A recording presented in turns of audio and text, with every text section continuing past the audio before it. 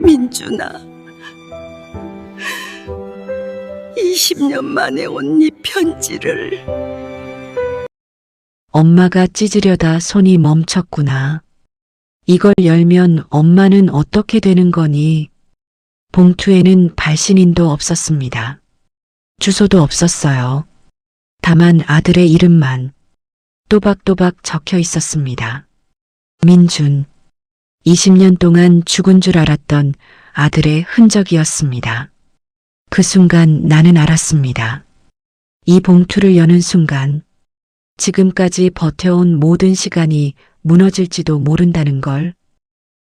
사연 인생극장 시작합니다. 구독도 눌러주시고 댓글도 부탁드립니다. 2024년 11월 어느 날 오후 3시였습니다. 서울시 서초구 반포 아파트 15층에 사는 70세 박수님 씨는 그날도 평소처럼 우편물을 확인하러 내려갔어요. 빨간 패딩 점퍼를 걸치고 지팡이를 짚고 천천히 걸었지요. 엘리베이터 안에는 아무도 없었습니다. 거울에 비친 자신의 얼굴을 봤어요. 흰 머리가 성성했습니다. 주름도 깊어졌지요. 70년을 살아온 얼굴이었습니다. 1층에 내려 우체통 앞에 섰어요. 청구서나 광고지를 기대하며 열쇠를 꺼냈습니다. 우체통 번호는 1502호였지요. 열쇠를 돌렸어요. 문이 열렸습니다. 하얀 봉투 하나가 들어 있었어요. 다른 우편물은 없었습니다. 그냥 그 봉투 하나만 덩그러니 있었지요. 수님 씨는 봉투를 꺼내려다 손을 멈췄습니다. 뭔가 이상했어요. 봉투가 너무 깨끗했습니다. 우표도 없었어요. 소인도 없었지요. 누군가 직접 넣고 간 것이었습니다. 수님 씨는 천천히 봉투를 꺼냈어요. 손이 떨렸습니다. 발신인 란이 비어 있었어요. 주소도 없었지요.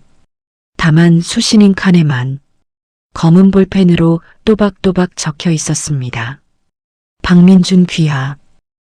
수님 씨는 그 자리에서 멈춰 섰습니다. 봉투를 떨어뜨릴 뻔했어요. 주변이 빙글빙글 돌았지요. 민준. 20년 만에 보는 그 이름이었습니다. 아니, 정확히는 아들 앞으로 온 편지였어요.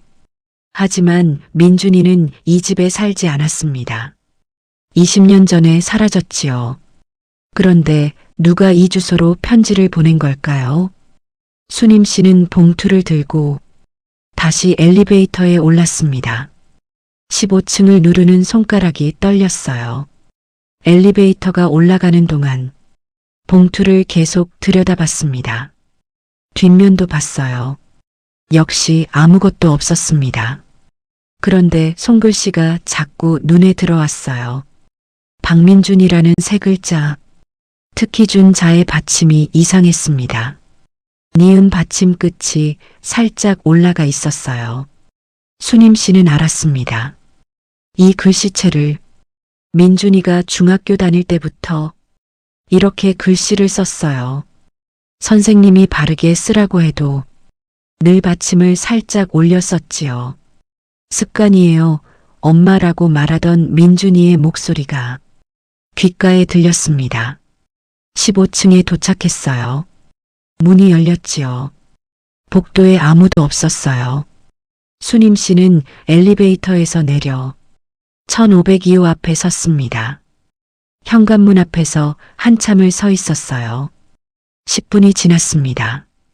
이웃집 아주머니가 지나가며 물었어요. 수님 씨 괜찮으세요? 수님 씨는 대답할 수 없었습니다. 그냥 고개만 끄덕였지요. 아주머니가 지나간 후에야 열쇠로 문을 열었습니다. 신발도 제대로 벗지 못했어요. 거실로 들어가 소파에 주저앉았지요. 봉투를 무릎 위에 올려놓았습니다. 한참을 그렇게 앉아 있었어요. 시계를 봤습니다. 오후 3시 반이었어요. 해가 창문으로 들어왔지요. 봉투 위로 햇살이 비쳤습니다. 수님 씨는 봉투를 다시 들어 올렸어요. 햇빛에 비춰봤지요. 안에 종이가 접혀 있는 게 보였습니다. 하지만 내용은 보이지 않았어요. 열면 될 일이었습니다. 그냥 찢으면 됐어요. 하지만 손이 움직이지 않았지요. 이 봉투 안에 뭐가 들어 있을까요? 그리고 왜 20년 만에 왔을까요?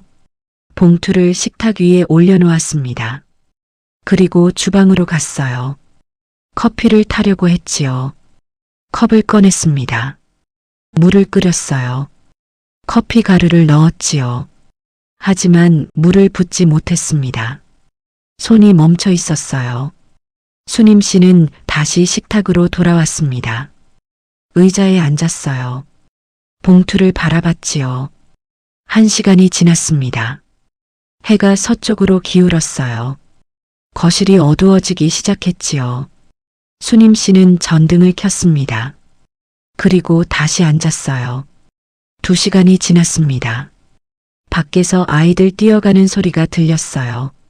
학교 끝나고 집에 가는 아이들이었지요. 3시간이 지났고 저녁 6시가 됐어요. 저녁을 먹어야 할 시간이었지요. 하지만 수님 씨는 움직이지 않았습니다. 배도 고프지 않았어요. 그냥 봉투만 바라보고 있었지요. 왜 열지 못할까요? 수님 씨는 알고 있었습니다. 두려움 때문이라는 걸. 이 봉투 안에 뭐가 들어있을지 알 수 없었어요. 좋은 소식일까요? 나쁜 소식일까요? 아니면 아무 의미 없는 장난일까요? 만약 민준이가 보낸 거라면 왜 20년이나 지나서 보냈을까요? 왜 전화하지 않고 편지를 보냈을까요? 왜 발신인 주소를 안 썼을까요? 만약 민준이가 보낸 게 아니라면 누가 보냈을까요? 민준이를 아는 누군가일까요? 아니면 민준이에 대해 알려주려는 누군가일까요? 수님 씨는 손을 뻗어 봉투를 만졌습니다. 종이 질감이 느껴졌어요. 두껍지 않은 종이였지요. 손가락으로 봉투 모서리를 만졌습니다. 찢으려고 했어요. 하지만 찢어지지 않았지요. 손에 힘이 들어가지 않았습니다. 봉투를 들고 일어났어요. 거실을 왔다 갔다 했지요. 소파 앞을 지나 창가로 갔습니다. 창밖을 봤어요. 아파트 단지에 불이 켜지고 있었지요. 다시 식탁으로 돌아왔습니다. 봉투를 내려놓았어요. 그리고 깨달았지요. 가장 두려운 건 이 편지를 열고 나면 지금까지 버텨온 일상이 완전히 무너질지도 모른다는 것이었습니다. 수님 씨는 20년 동안 아들 없이 사는 법을 배웠어요. 아침에 혼자 일어나는 법을 익혔지요. 저녁을 혼자 먹는 법을 연습했습니다. 기다리지 않는 법을 배웠어요. 희망을 포기하는 연습을 했지요. 그렇게 만든 평온이었습니다. 쓸쓸하지만 안정적인 일상이었어요. 더 이상 아프지 않은 하루하루였지요. 이 봉투는 그 평온을 깨뜨릴 것 같았습니다. 다시 희망을 갖게 만들 것 같았어요. 다시 기다리게 만들 것 같았지요. 그리고 다시 상처받게 만들지도 모른다는 두려움이 밀려왔습니다. 수님 씨는 일어나 거실 서랍을 열었어요. 봉투를 서랍 안에 넣었습니다. 그리고 서랍을 닫았지요. 내일 다시 생각하기로 했습니다. 오늘은 너무 지쳤어요. 소파에 누웠습니다. 천장을 바라봤어요. 눈을 감았지요. 하지만 잠이 오지 않았습니다.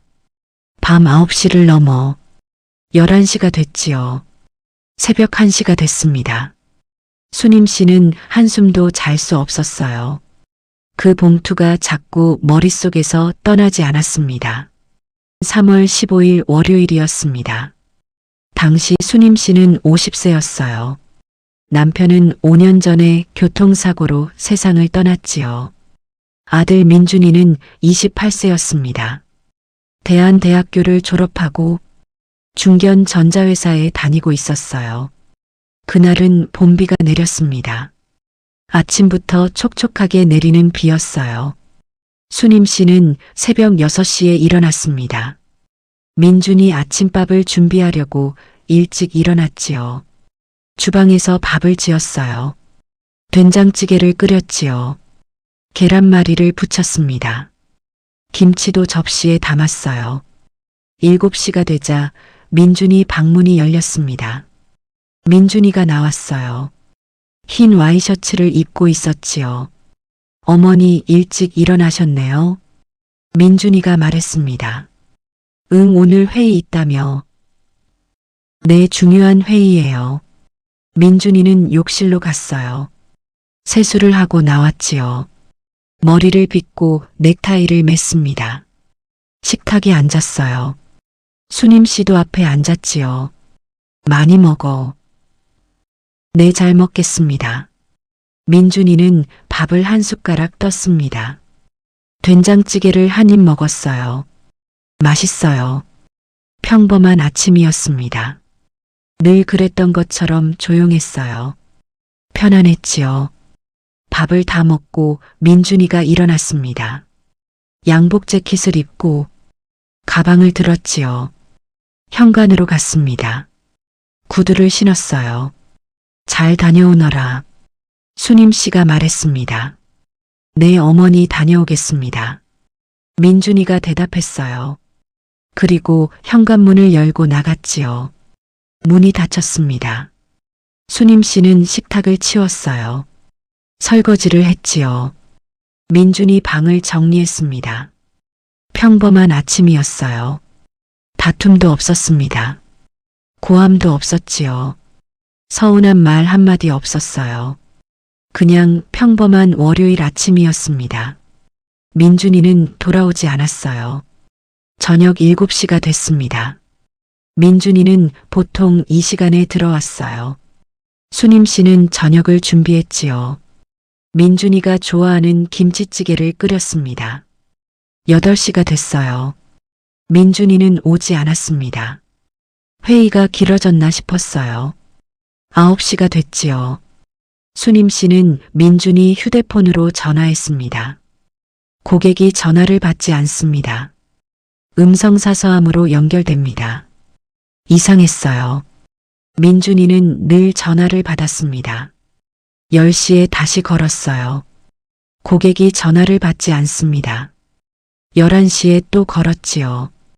고객이 전화를 받지 않습니다. 수님 씨는 거실에 앉아 기다렸습니다. TV를 켜놓고 문만 바라봤어요. 12시가 넘었고 새벽 1시가 됐습니다. 민준이는 오지 않았어요. 새벽 2시까지 앉아 있었습니다. 눈이 감겼어요. 소파에서 잠들었지요. 아침에 눈을 떴습니다. 민준이 방문을 봤어요. 닫혀 있었지요. 민준이는 오지 않았습니다. 그날 이후 아들은 단 한 번도 집에 돌아오지 않았습니다. 3월 16일 화요일 아침이었습니다.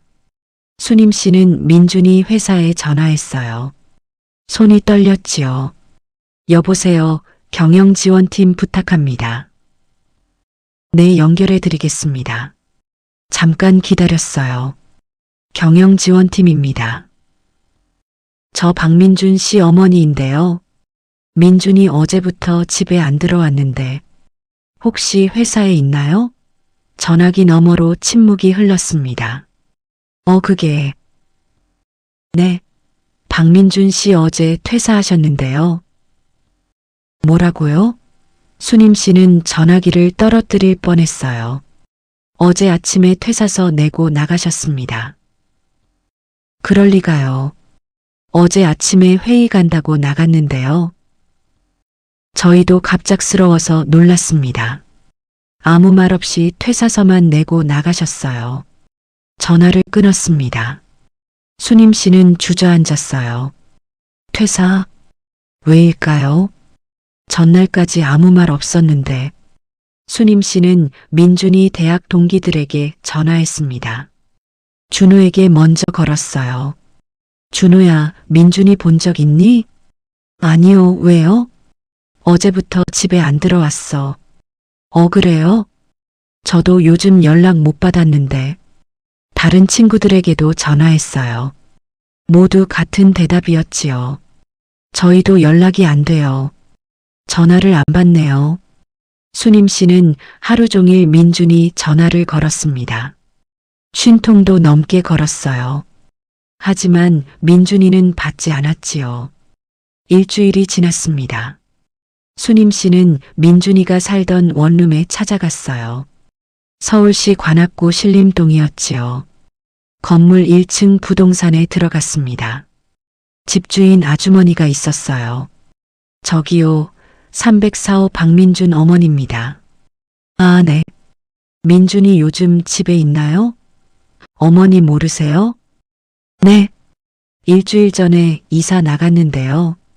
수님 씨는 그 자리에서 멈춰 섰습니다. 이사요? 네, 짐 다 빼고 나갔어요. 보증금 돌려받고 깔끔하게 정리했어요. 어디로 갔는지 아세요? 몰라요. 주소도 안 남기고 갔어요. 그냥 고맙다는 말만 하고 택시 타고 떠났어요.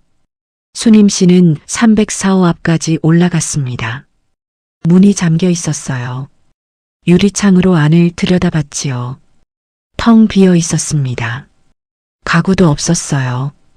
민준이 흔적이 하나도 없었지요. 수님 씨는 계단에 주저앉았습니다. 한참을 울었어요. 왜일까요? 무엇 때문일까요? 회사도 그만뒀습니다. 집도 나갔어요. 연락도 끊었지요. 모든 연결이 끊어져 있었습니다. 다툼이 있었다면 이해할 수 있었을 겁니다.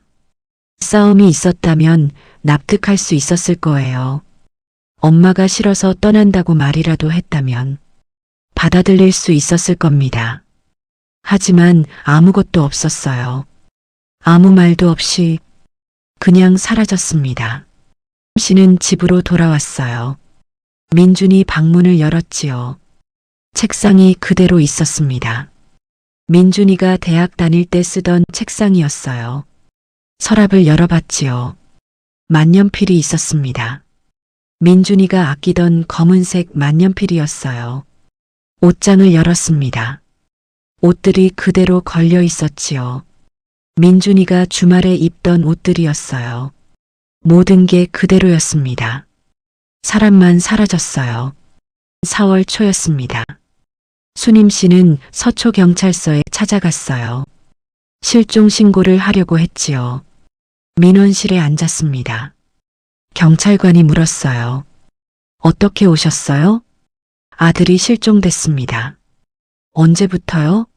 3월 15일부터 연락이 안 됩니다.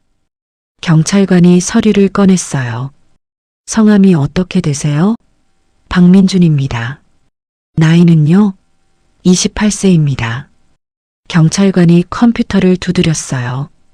잠깐 기다렸지요. 그런데 어머님, 네, 성인이시고요. 스스로 퇴사하셨고 집도 정리하고 나가셨다면 이건 실종이 아니라 가출일 가능성이 큽니다. 하지만 아무 말도 없었어요.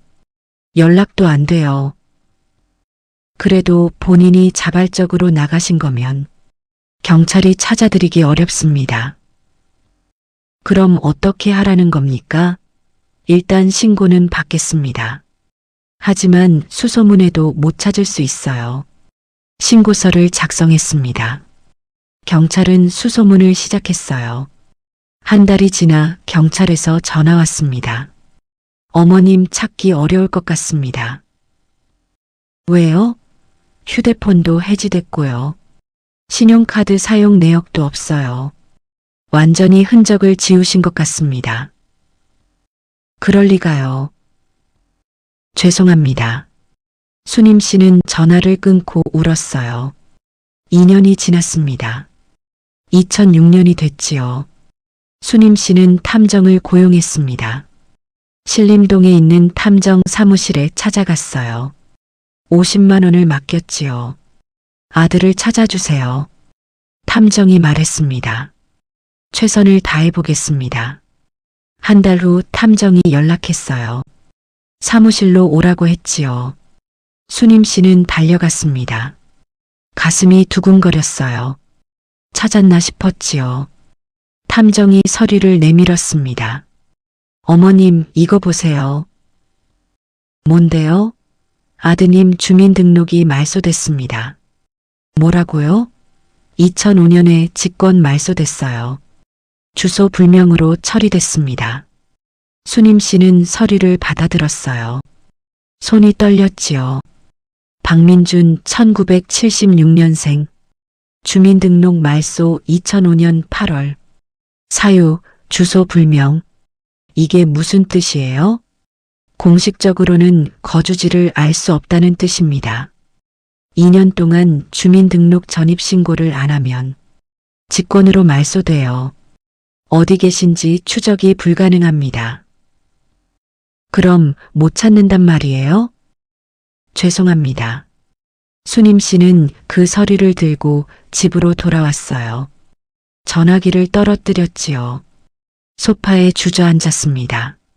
주민등록 말소, 주소 불명, 공식적으로도 아들과의 연결이 끊긴 것이었습니다. 그날 밤 순임 씨는 민준이 방에 들어갔어요. 책상 앞에 앉았지요. 서랍을 열었습니다. 만년필이 그대로 있었어요. 손으로 만년필을 꺼냈습니다. 무거웠지요. 민준이가 대학 입학 선물로 받았던 만년필이었어요. 순임 씨는 만년필을 꼭 쥐고 울었습니다. 왜 떠났는지도 모릅니다. 어디 있는지도 모르지요. 살아있는지도 확인할 수 없었어요. 그렇게 20년이 흘렀습니다. 그리고 오늘 그 봉투가 왔습니다.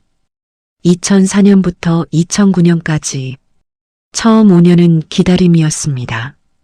순임 씨는 민준이가 돌아올 거라 믿었어요. 문만 열면 민준이가 서 있을 것 같았지요. 전화벨이 울리면 뛰어갔습니다. 민준이구나 싶었어요. 하지만 늘 보험 세일즈였지요. 현관 초인종이 울리면 가슴이 뛰었습니다. 민준이가 돌아왔구나 싶었어요. 하지만 늘 택배 기사였지요. 민준이 방은 그대로 뒀습니다. 책상도 그대로였어요. 만년필도 서랍에 그대로 두었지요. 민준이가 돌아오면 쓸 거야 라고 혼자 중얼거렸습니다. 매일 민준이 좋아하던 반찬을 했어요. 김치찌개를 끓였지요. 오늘은 오겠지 싶었습니다. 하지만 민준이는 오지 않았어요. 2009년부터 2014년까지의 5년은 집착이었습니다. 순임 씨는 계속 찾아다녔어요. 민준이가 다녔던 대한대학교에 갔습니다. 캠퍼스를 걸으며 민준이를 찾았어요. 혹시 학교에 왔을지도 몰라 싶었지요. 민준이가 좋아하던 신림동 식당에도 갔습니다. 민준이가 자주 먹던 김치찌개 식당이었어요. 매주 그곳에 가서 앉아 있었지요. 오늘은 민준이가 올 거야 라고 믿었습니다. 서초구 거리를 걸어 다녔어요. 비슷한 체격의 남자만 보면 뛰어갔지요. 민준아, 불렀습니다. 하지만 돌아보는 사람은 낯선 사람이었어요. 민준이 친구들에게 계속 전화했습니다. 혹시 민준이 본 적 없니? 친구들은 처음엔 안타까워했어요. 하지만 점점 전화를 피하기 시작했지요. 순임 씨는 그래도 포기하지 않았습니다. 매일 우체통을 확인했어요. 오늘은 민준이 편지가 왔을 거야 싶었지요. 하지만 우체통은 늘 비어 있었습니다. 2014년부터 2019년까지 그 다음 5년은 분노였습니다. 순임 씨는 화가 났어요. 왜 연락 한 통 없이 떠났는지 이해할 수 없었지요. 밤마다 민준이 방 앞에서 울었습니다. 왜 엄마한테 이럴 수 있니? 뭐가 그렇게 싫었니? 한마디라도 했어야지. 혼자 중얼거렸어요. 벽을 치기도 했지요. 민준이 사진을 보며 울었습니다. 이웃 사람들이 물었어요. 아드님 소식 들으셨어요? 수님 씨는 화를 냈습니다. 묻지 마세요. 사람들을 피하기 시작했어요. 밖에 나가지 않았지요. 집에만 있었습니다. 원망과 분노가 수님 씨를 집어삼켰어요. 2019년부터 2024년까지 마지막 5년은 포기였습니다. 수님 씨는 더 이상 기다리지 않기로 했어요. 주변 사람들이 말했습니다. 이제 그만 잊으세요. 아드님 어디선가 잘 살고 계실 거예요. 그냥 연락 안 하시는 거겠지. 수님 씨는 더 이상 대꾸하지 않았어요. 민준이 이야기를 꺼내지도 않았지요. 2022년에 민준이 방을 정리했습니다. 책상을 치웠어요. 책들도 버렸지요. 옷도 정리했습니다. 만년필만 서랍 깊숙이 넣어뒀어요. 민준이 사진도 액자에서 빼냈습니다. 서랍에 넣었지요. 더 이상 보지 않기로 했어요. 마음속에서 장례를 치렀습니다. 민준이는 이제 없어. 돌아오지 않아. 나는 혼자야.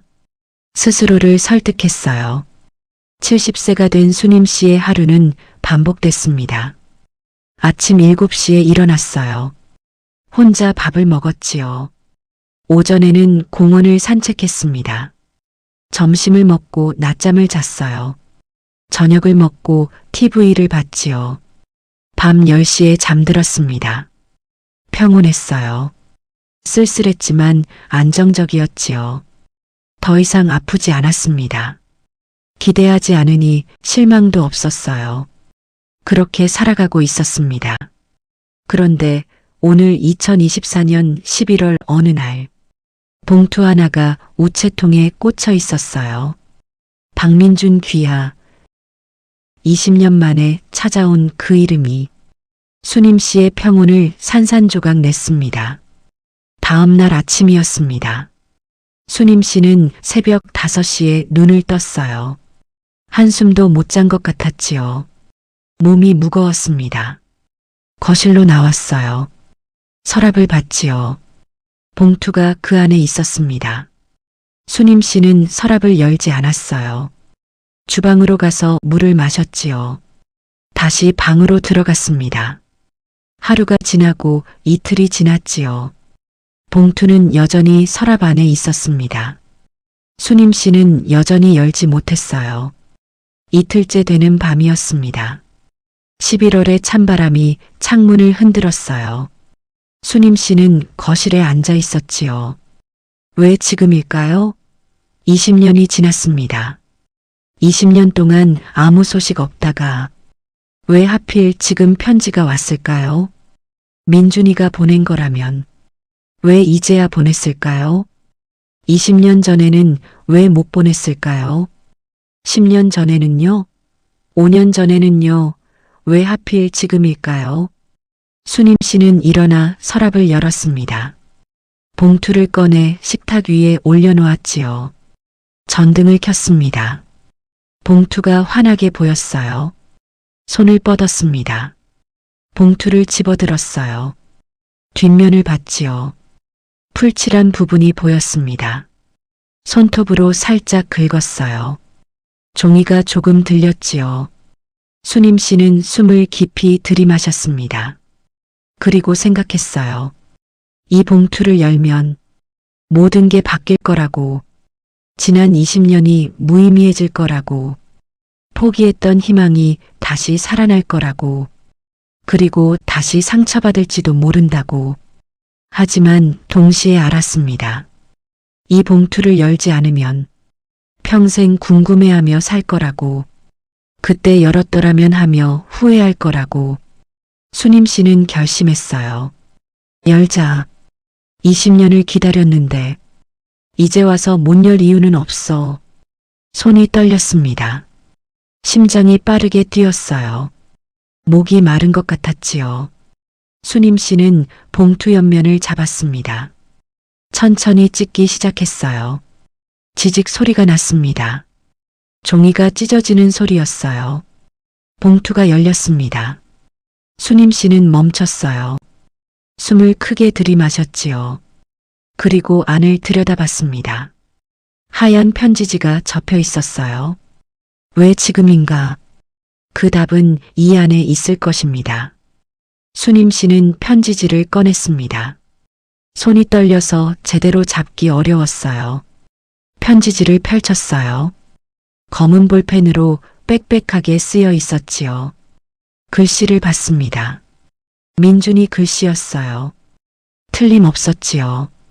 받침을 살짝 올려 쓰는 버릇, 지읒자를 삐뚤게 쓰는 습관, 20년 전 민준이가 쓰던 그대로였습니다. 수님 씨는 첫 줄을 읽기 시작했어요. 어머니, 그 한 단어에 눈물이 났습니다. 20년 만에 보는 그 호칭이었어요.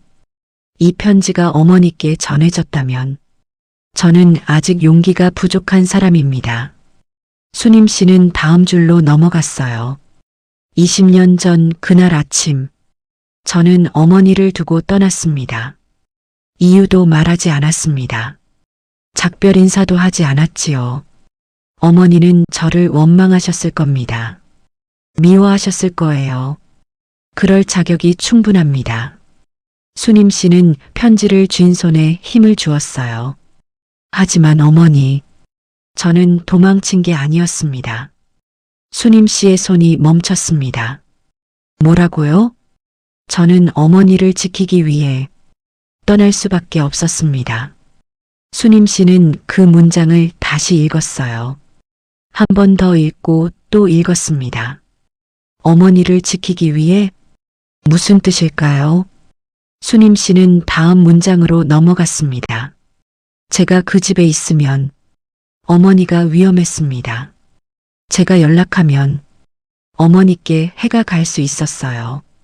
그래서 저는 모든 것을 끊었습니다. 흔적을 지웠어요. 죽은 사람처럼 살았습니다. 수님 씨는 편지를 내려놓았어요. 숨이 막혔습니다. 무슨 소리일까요? 무슨 위험이요? 누가 나를 해치려고 했단 말인가요? 수님 씨는 다시 편지를 들었습니다. 20년이 지났습니다. 이제는 괜찮을 거라고 생각했어요. 그래서 이 편지를 씁니다. 어머니 용서를 구하려는 게 아닙니다. 다만 확인하고 싶었습니다. 어머니께서 아직 저를 기다리고 계신지. 편지는 거기서 끝이었어요. 서명도 없었습니다. 연락처도 없었지요. 수님 씨는 편지를 다시 읽었습니다. 3번을 읽었어요. 4번을 읽었지요. 어머니를 지키기 위해.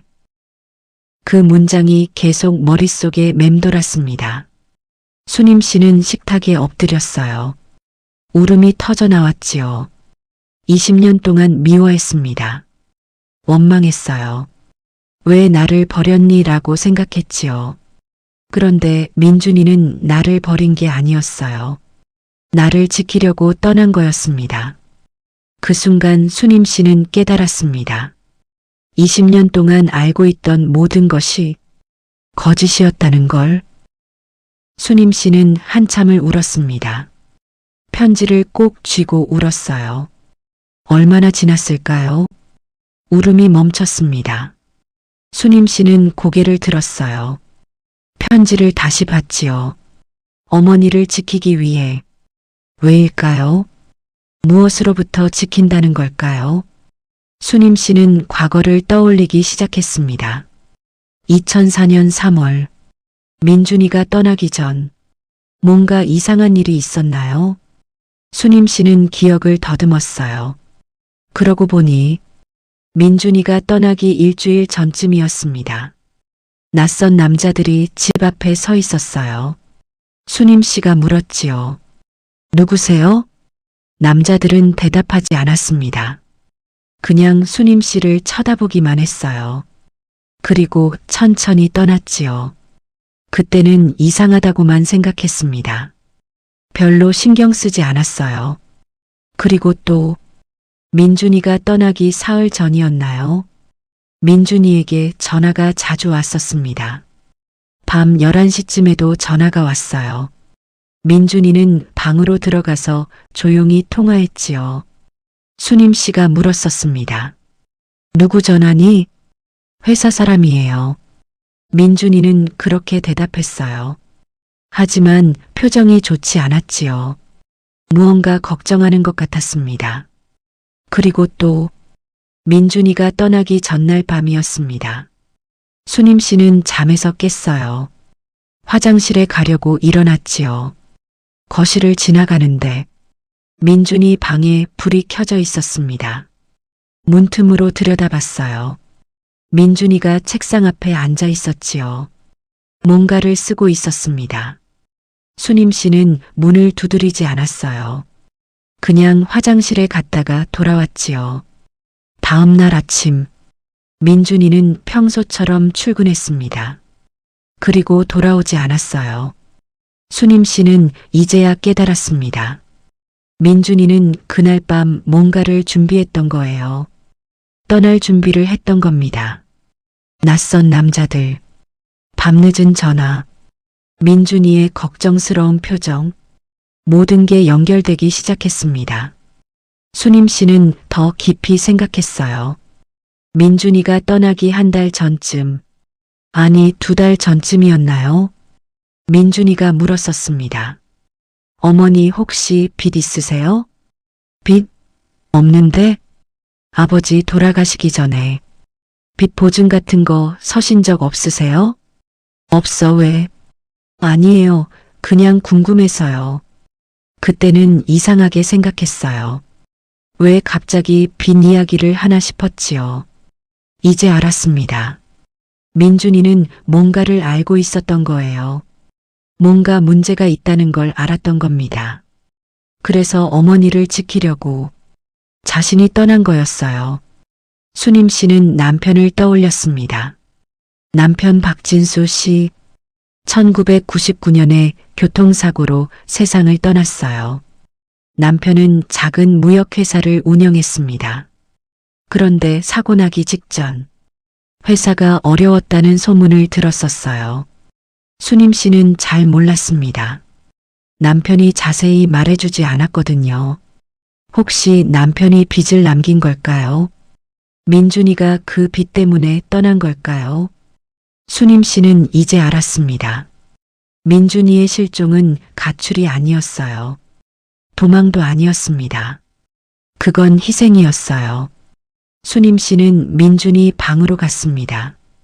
20년 동안 정리했던 그 방이었어요. 지금은 텅 비어 있었지요. 책상도 없었습니다. 옷장도 비었어요. 하지만 작은 서랍장 하나는 남아 있었습니다. 수님 씨가 치우지 못한 서랍장이었어요. 서랍을 열었습니다. 민준이 물건들이 조금 남아 있었지요. 낡은 수첩, 대학 학생증, 그리고 만년필. 수님 씨는 수첩을 꺼냈어요.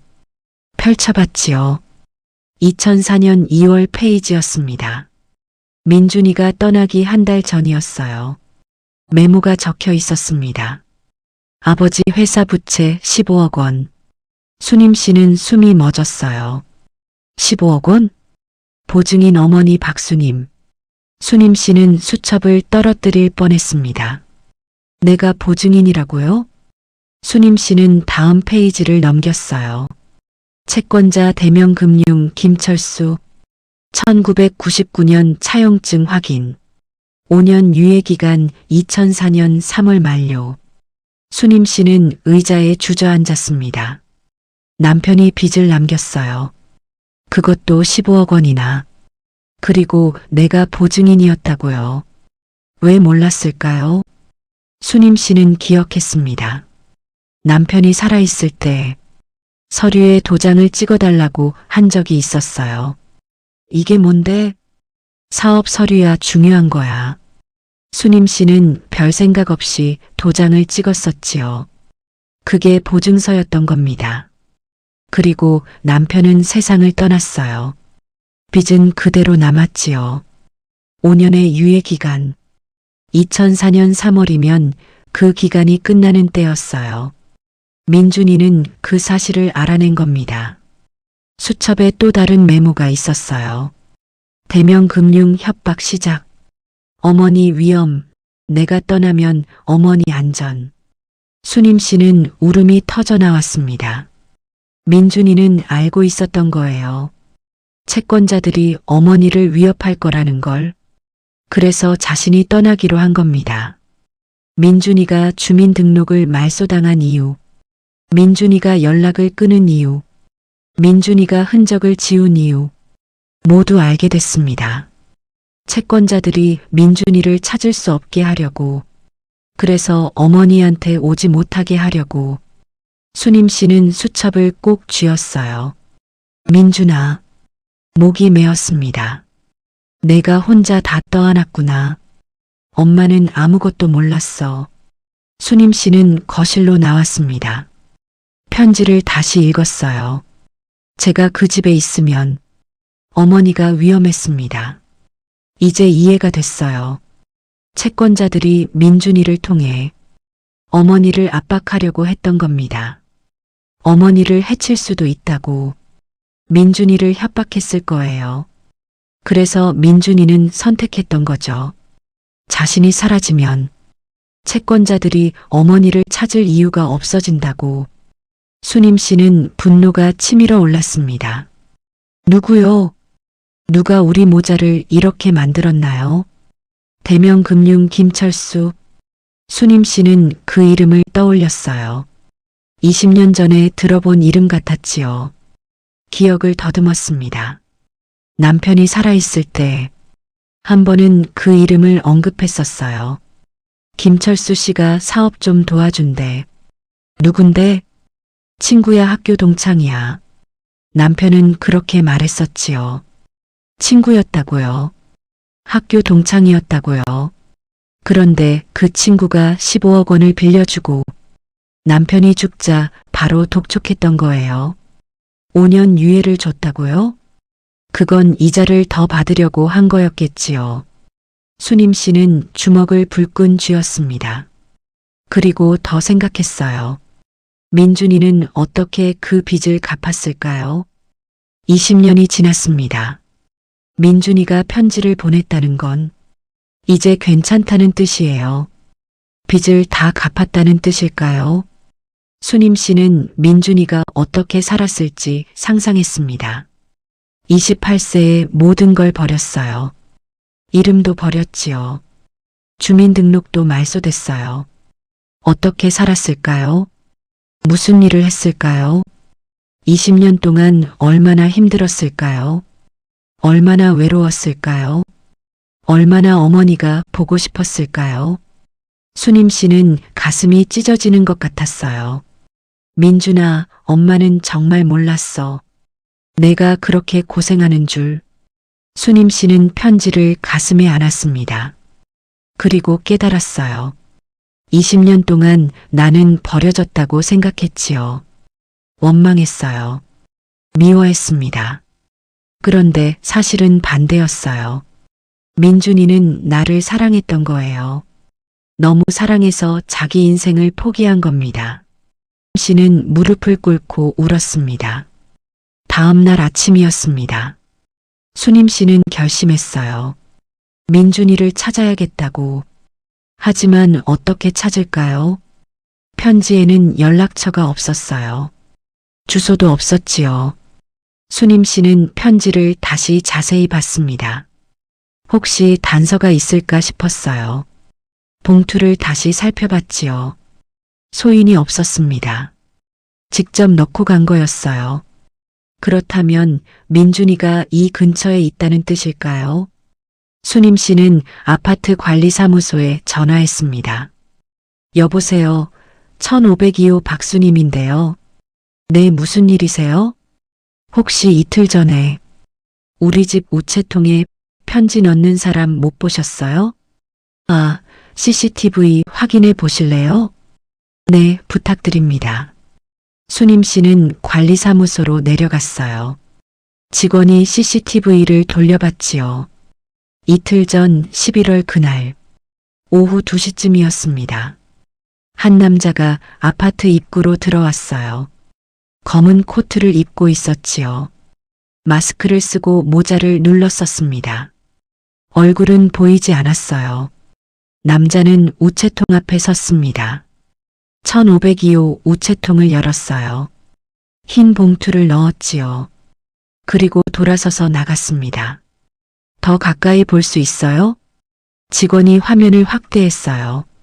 남자의 뒷모습이 보였습니다. 키는 175cm쯤. 체격은 보통? 수님 씨는 그 뒷모습을 봤어요. 가슴이 쿵 내려앉았습니다. 걸음걸이, 어깨 너비, 코트 입는 스타일. 민준이었어요. 틀림없었습니다. 어머니는 압니다. 아들의 뒷모습을. 수님 씨는 화면을 계속 봤어요. 눈물이 흘러내렸지요. 민준아. 20년 만에 본 아들이었어요. 비록 뒷모습이지만 남자는 아파트 밖으로 나갔습니다. 길을 따라 걸어갔어요. 그리고 화면에서 사라졌지요. 수님 씨는 직원에게 물었습니다. 혹시 그 사람 어디로 갔는지 보셨어요? 글쎄요, 밖으로 나가셨으니 잘 모르겠는데요. 수님 씨는 집으로 돌아왔어요. 거실에 앉아 생각했습니다. 민준이가 직접 왔어요. 이 아파트까지 왔던 겁니다. 그런데 왜 초인종을 누르지 않았을까요? 왜 문을 두드리지 않았을까요? 수님 씨는 편지를 다시 읽었어요. 다만 확인하고 싶었습니다. 어머니께서 아직 저를 기다리고 계신지. 수님 씨는 깨달았습니다. 민준이는 확신이 없었던 거예요. 어머니가 자기를 용서할지, 어머니가 자기를 받아줄지. 20년 동안 소식이 없었어요. 민준이는 확신이 없었던 거예요.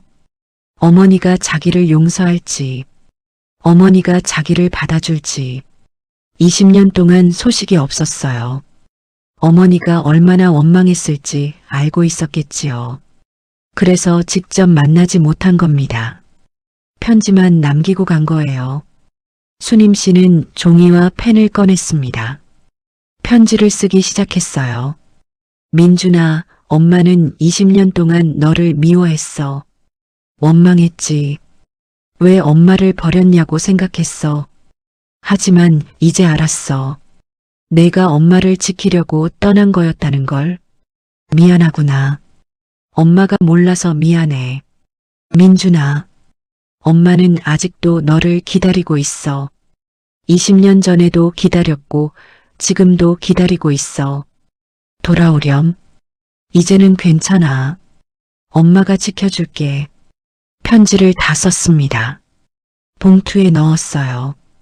그리고 수님 씨는 현관문을 열고 나갔습니다. 아파트 우체통으로 갔어요. 1502호 우체통을 열었지요. 자기 앞으로 온 편지를 넣었습니다. 박민준 귀하. 수님 씨는 우체통 앞에 서서 기다렸어요. 1시간을 지나 2시간을 기다렸습니다. 해가 지기 시작했어요. 그때였습니다.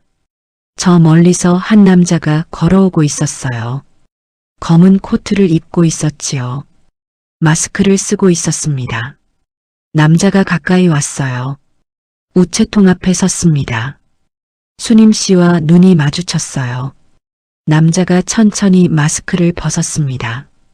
민준이었어요. 20년이 지난 민준이었지요. 주름이 생겼어요. 머리에 흰머리도 보였지요. 하지만 민준이었습니다. 어머니, 민준이가 떨리는 목소리로 말했어요. 수님 씨는 아무 말도 할 수 없었습니다. 그냥 민준이를 바라봤어요. 그리고 천천히 걸어갔지요. 민준이 앞에 섰습니다. 민준이가 무릎을 꿇었어요. 어머니 죄송합니다. 용서해 주세요. 수님 씨는 민준이 손을 잡았습니다. 일으켜 세웠어요. 그리고 말했지요. 이제 집에 가자. 엄마가 밥 차려줄게. 20년 만에 재회였습니다. 아들은 도망자가 아니었어요. 희생자였습니다. 그리고 이제 그 희생이 끝났습니다. 집으로 돌아왔습니다. 수님 씨와 민준이는 식탁에 마주 앉았어요. 20년 만이었습니다. 이 식탁에 둘이 앉은 게 수님 씨는 민준이를 계속 바라봤어요. 민준이도 어머니를 봤지요. 한참을 침묵이 흘렀습니다. 민준이가 먼저 입을 열었어요. 어머니 이야기할게요. 20년 동안 무슨 일이 있었는지. 수님 씨는 고개를 끄덕였습니다. 민준이가 말하기 시작했어요. 2004년 2월이었어요. 회사에서 점심 먹고 돌아오는데 낯선 남자 2명이 저를 막았습니다. 대명금융에서 왔다고 했어요. 아버지 빚 이야기를 꺼냈지요. 처음엔 뭔 소린가 싶었어요. 아버지는 5년 전에 돌아가셨잖아요. 그런데 그들이 서류를 보여줬습니다. 1999년 차용증이었어요. 15억 원. 보증일란에 어머니 이름이 있었습니다. 수님 씨는 숨을 들이켰어요. 민준이가 계속 말했습니다. 저는 그날 밤 잠을 못 잤어요. 어떻게 해야 할지 몰랐습니다. 다음 날 대명금융 사무실에 찾아갔어요. 김철수를 만났지요. 김철수는 웃으면서 말했습니다. 민준이는 목소리를 낮췄어요. 5년 유예 기간이 끝났어. 이제 갚아야지. 아들이 대신 갚으면 되잖아. 못 갚으면 어머니한테 받을 거야. 저는 사정했습니다. 시간을 달라고. 김철수는 2주를 줬어요. 3월 15일까지. 그날 집에 돌아와서 알아봤습니다. 어머니 통장을 봤어요. 3천만 원밖에 없었지요. 제 통장도 확인했습니다. 500만 원. 15억 원을 어떻게 갚나요? 수님 씨는 눈물을 닦았어요. 민준이가 말을 이었습니다. 그때 김철수가 다시 연락했습니다. 방법이 하나 있어. 내가 사라져. 주민등록 말소시키고 완전히 증발해. 그럼 어머니한테 안 갈게. 채권 추심은 본인이나 가족한테만 되거든. 내가 없으면 어머니만 남지. 그런데 어머니 혼자선 못 갚잖아. 그럼 우리도 포기할 수밖에 없어. 수님 씨는 손으로 입을 막았어요. 그게 무슨... 민준이가 고개를 숙였습니다. 저는 선택했어요. 어머니를 지키는 쪽으로. 3월 15일 아침 평소처럼 집을 나섰습니다. 회사에 퇴사서를 냈어요. 원룸 짐을 뺐지요. 모든 걸 정리했습니다. 그리고 사라졌어요. 수님 씨는 울음을 참을 수 없었습니다. 민준아.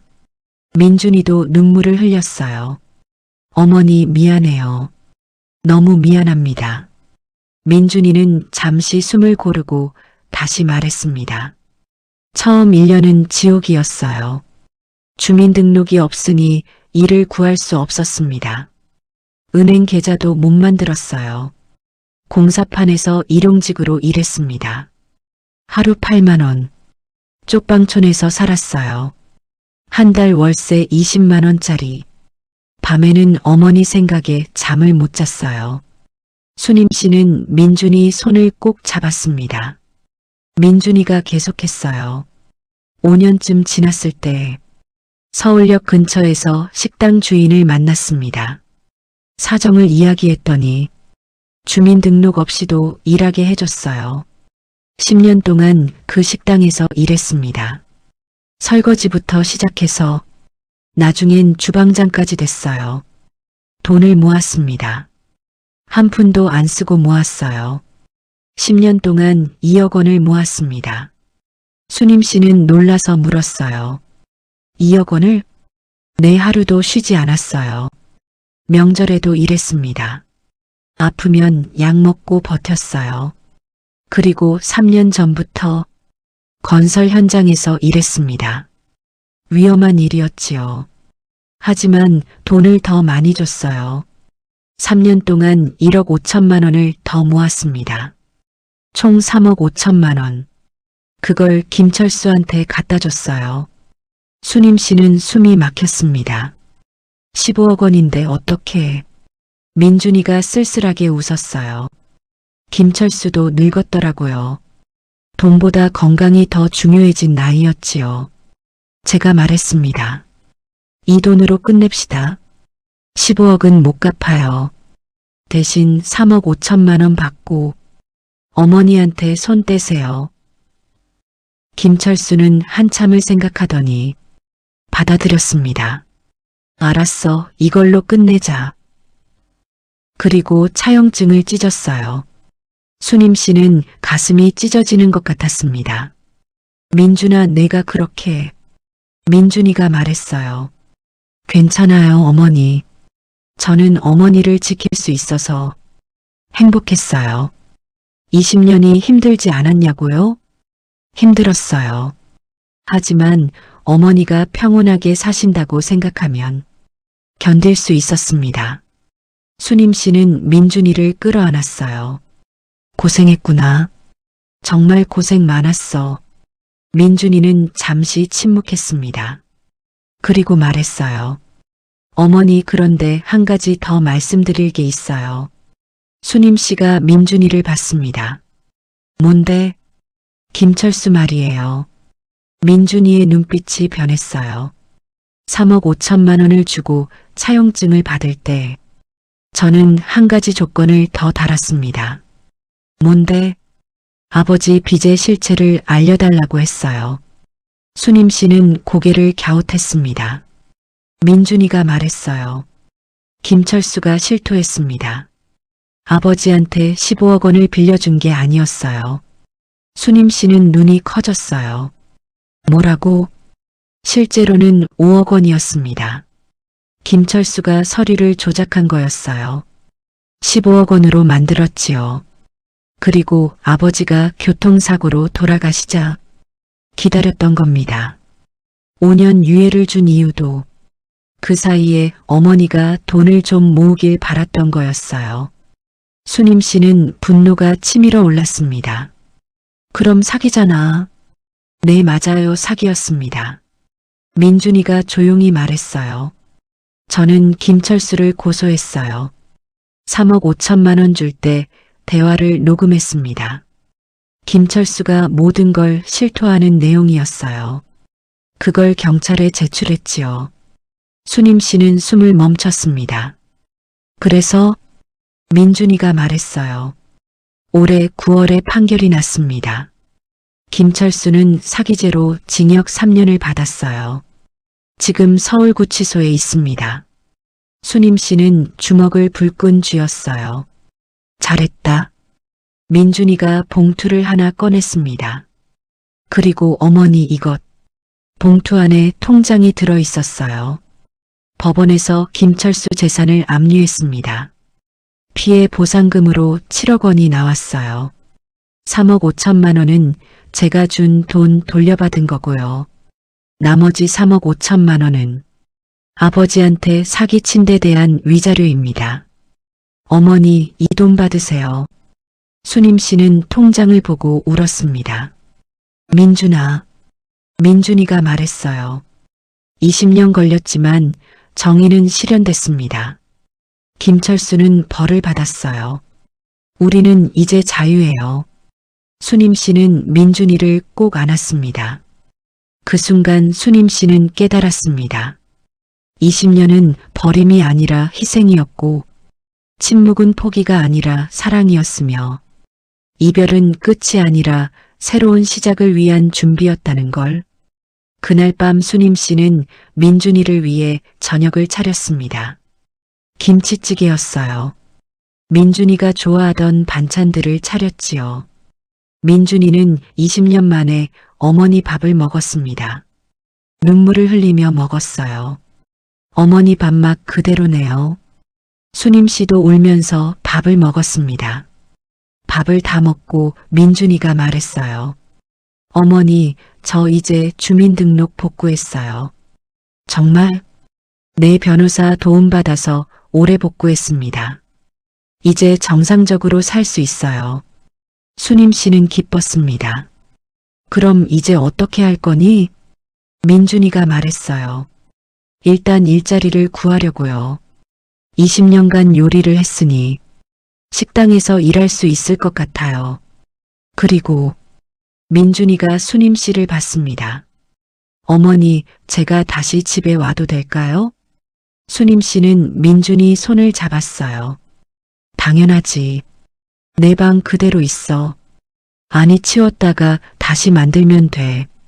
민준이는 고개를 숙였습니다. 감사합니다, 어머니. 수님 씨는 민준이 머리를 쓰다듬었어요. 민준아, 20년 동안 고생했어. 이제는 편하게 살자. 엄마가 옆에 있을게. 민준이가 고개를 들었어요. 눈에 눈물이 그득했지요. 어머니 사랑해요. 나도 사랑한다, 아들아. 20년 만에 재회였습니다. 20년 만에 고백이었어요. 밖에는 첫눈이 내리기 시작했습니다. 하얀 눈이 창문에 쌓였어요. 수님 씨는 창밖을 봤습니다. 민준이도 함께 봤지요. 새로운 계절이 시작되고 있었습니다. 이야기는 여기서 끝나지 않습니다. 오히려 지금부터가 시작입니다. 20년의 기다림이 끝났고 새로운 20년이 시작되는 겁니다. 수님 씨는 지금 72세입니다. 민준이는 48세가 됐어요. 민준이는 서초구에 작은 식당을 차렸습니다. 이름은 수님네 집밥이에요. 어머니 이름을 걸었지요. 수님 씨는 가끔 식당에 가서 민준이를 돕습니다. 밑반찬을 만들어주고 손님들과 이야기를 나누지요. 20년의 공백. 그 시간은 돌아오지 않습니다. 하지만 수님 씨와 민준이는 앞으로의 시간으로 그 공백을 채우려고 합니다. 매일 아침 함께 밥을 먹어요. 저녁에는 함께 산책을 하지요. 그렇게 평범한 일상을 만들어가고 있습니다. 봉투 한 통이 시작이었습니다.